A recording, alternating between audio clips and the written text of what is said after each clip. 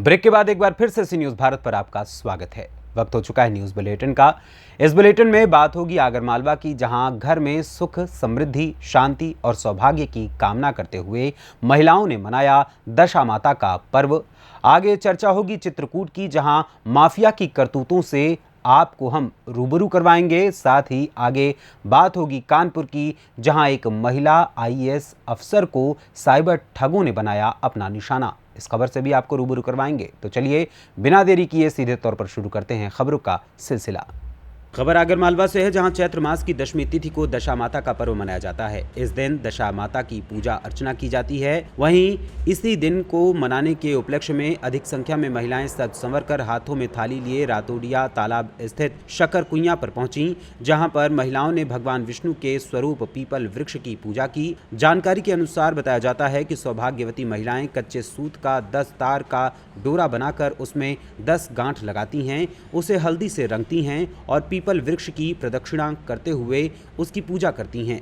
पूजा करने के बाद वृक्ष के नीचे बैठकर नल दमयंती की कथा सुनती हैं और सुनाती हैं। इसके बाद परिवार के सुख समृद्धि की कामना करते हुए डोरा गले में बांधती हैं और हल्दी कुमकुम के छापे लगाती हैं।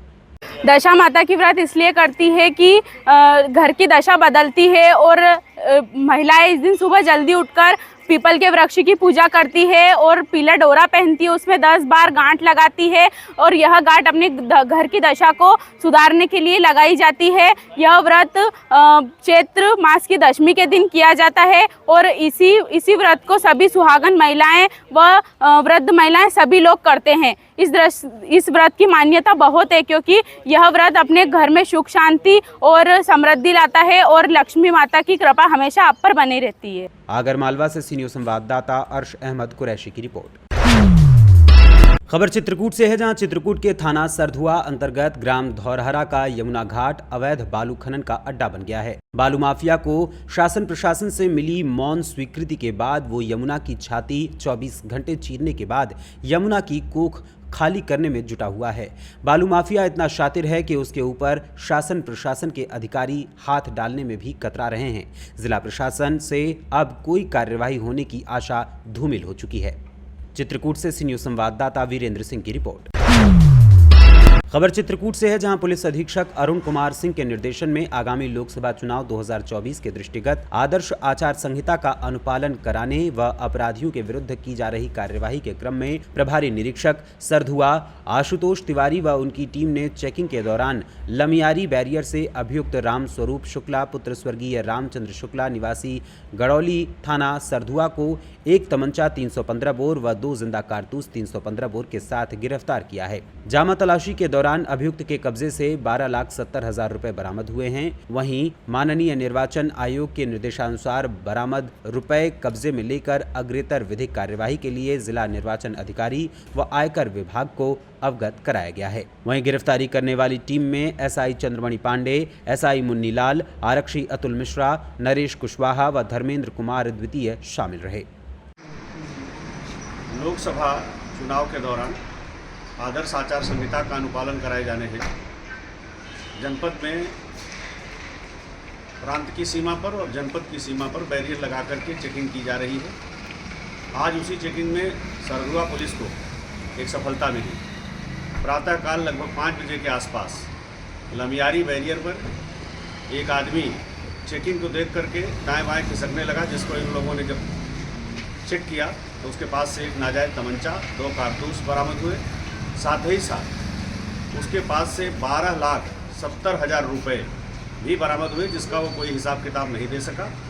रुपया कब्जा पुलिस में ले करके जिला निर्वाचन अधिकारी और संबंधित विभागों को अवगत करा दिया गया। उस पर कार्यवाही हो रही है और नाजायज़ तमंचे में अभियोग पंजीकृत करके माननीय न्यायालय के समक्ष उसे प्रस्तुत किया। चित्रकूट से सी न्यूज़ संवाददाता वीरेंद्र सिंह की रिपोर्ट। खबर कानपुर देहात से है, जहां मुख्य विकास अधिकारी के पद पर तैनात आईएएस लक्ष्मी एन का फोन साइबर ठगों ने हैक कर लिया। अब उनके नंबर से उनके परिचितों को फोन करके पैसों की डिमांड की जा रही है। जब इसकी जानकारी मुख्य विकास अधिकारी को हुई तो उन्होंने पूरे मामले की शिकायत साइबर सेल में की और परिचितों को व अन्य लोगों को इस मामले से अवगत कराया है। उन्होंने कहा है कि उनका फ़ोन किसी ने हैक कर लिया है। अगर मेरे नंबर से या मेरे नाम से कोई किसी तरह की डिमांड करता है तो उसे पूरा न किया जाए। सीडीओ लक्ष्मी एन खुद एक आईएएस अफसर हैं और उनके पति आईएएस अफसर हैं। कानपुर देहात से सी न्यूज़ संवाददाता दीपक श्रीवास्तव की रिपोर्ट। खबर महाराष्ट्र के भंडारा से है, जहां भंडारा में वंचित बहुजन अघाड़ी ने रॉयल प्लाजा में एक प्रेस कॉन्फ्रेंस की। इस दौरान सर्वजीत बनसोडे ने सीधे तौर पर कांग्रेस के प्रदेश अध्यक्ष नाना पटोले पर आरोप लगाया और निशाना साधा।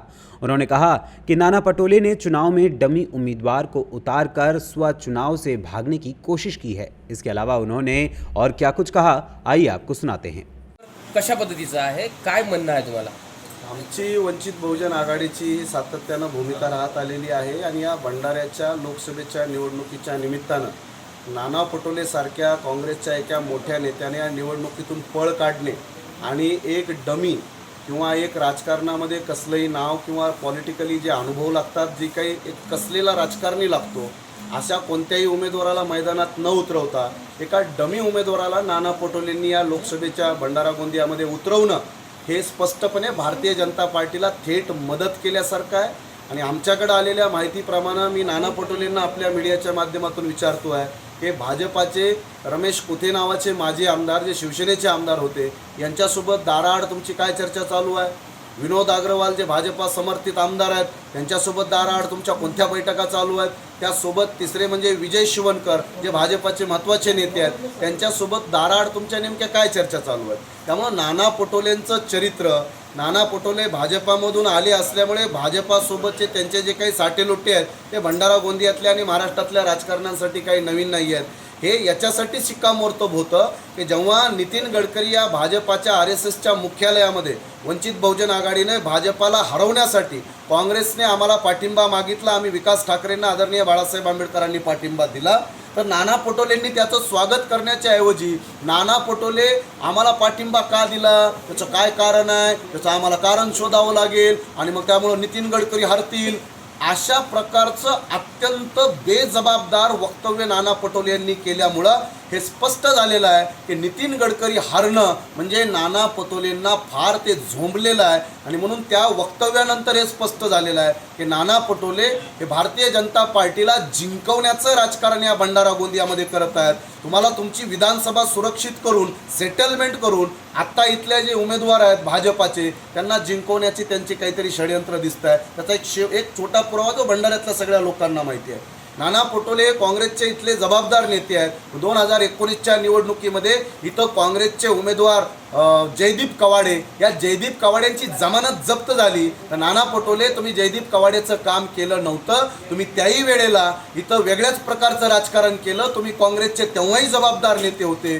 तुम्ही या जिल्ह्यामध्ये भारतीय जनता पार्टीला मदत करण्याचं काम करत आहात असा जनतेमधून सगळीकडून आवाज येतोय। आणि या सगळ्या घटना या त्याचं प्रमाण आहे की तुम्ही एका बाजूला छत्रपती शाहू महाराजांचे वंशज शाहू महाराज यांना तुम्ही उमेदवारी देता आणि आदरणीय बाळासाहेब आंबेडकर त्यांना पाठिंबा देतात, दुसऱ्या बाजूला बाबासाहेब आंबेडकरांचे वंशज बाळासाहेब आंबेडकर अकोल्यामध्ये निवडणूक लढत आहेत, तर त्यांना पाडण्यासाठी मी आता उमेदवार देणार असं दंड ठोकून नाना पटोले जेव्हा बोलतात, तेव्हा महाराष्ट्रातली आंबेडकरी जनता असेल, महाराष्ट्रातली संविधानावर प्रेम करणारी जनता नाना पटोले तुमच्या या वक्तव्यांना आणि तुमच्या राजनीतीला माफ करणार नाही, एवढंच या निमित्तानं मी सांगेन। भंडारा महाराष्ट्र से सी न्यूज़ संवाददाता निश्चल येनोरकर की रिपोर्ट। फिलहाल के लिए इस न्यूज़ बुलेटिन में बस इतना ही। यहाँ पर लेंगे एक छोटा सा ब्रेक के उस पार फिर से हाजिर होंगे कुछ और खबरों के साथ। तब तक के लिए बने रहें सी न्यूज़ भारत के साथ। हर खबर आपके साथ, आपके हाथ।